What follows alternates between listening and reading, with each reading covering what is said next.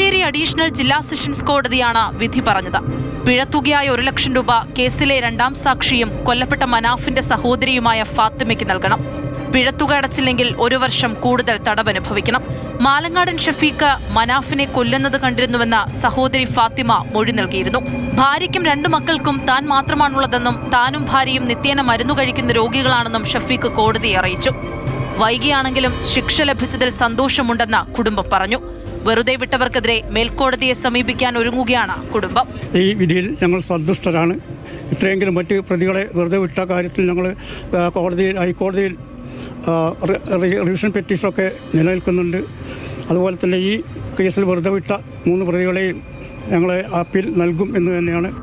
1995 April 13-നാണ് youth league പ്രവർത്തകനും auto ഡ്രൈവറുമായ Pallipparamban Manaf Othayi അങ്ങാടിയിൽ വെച്ച് കൊല്ലപ്പെട്ടത്.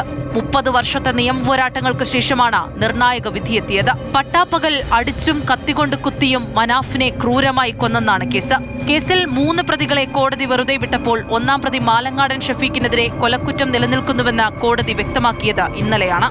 മുൻ MLA PV അൻവറിന്റെ സഹോദരി പുത്രനാണ് ഷഫീഖ്. കേസിലെ 2ാം പ്രതിയായിരുന്ന PV അൻവർ ഉൾപ്പെടെ 24 പ്രതികളെ നേരത്തെ മഞ്ചേരി അഡീഷണൽ സെഷൻസ് കോടതി വെറുതെ വിട്ടിരുന്നു. മഞ്ചേരി അഡീഷണൽ ജില്ലാ സെഷൻസ് കോടതി ജഡ്ജ് AV ടെല്ലസ് ആണ് വിധി പറഞ്ഞത്. 3ാം പ്രതി മാലങ്ങാടൻ ഷെരീഫ്, 17ാം പ്രതി കോട്ടപ്പുറം മുനീബ്, 19ാം പ്രതി കബീർ എന്ന ജാബിർ എന്നിവരെയാണ് കോടതി വെറുതെ വിട്ടത്. 30 വർഷം പ്രതികൾക്ക് ശിക്ഷ വാങ്ങിക്കൊടുക്കുന്നതിനു വേണ്ടി കുടുംബം നടത്തിയ ഒരു സമാനതകളില്ലാത്ത പോരാട്ടമാണ്.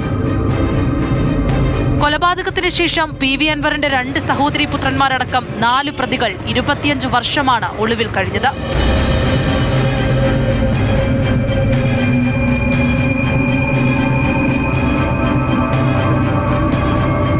മാതൃഭൂമി ന്യൂസ്, മലപ്പുറം.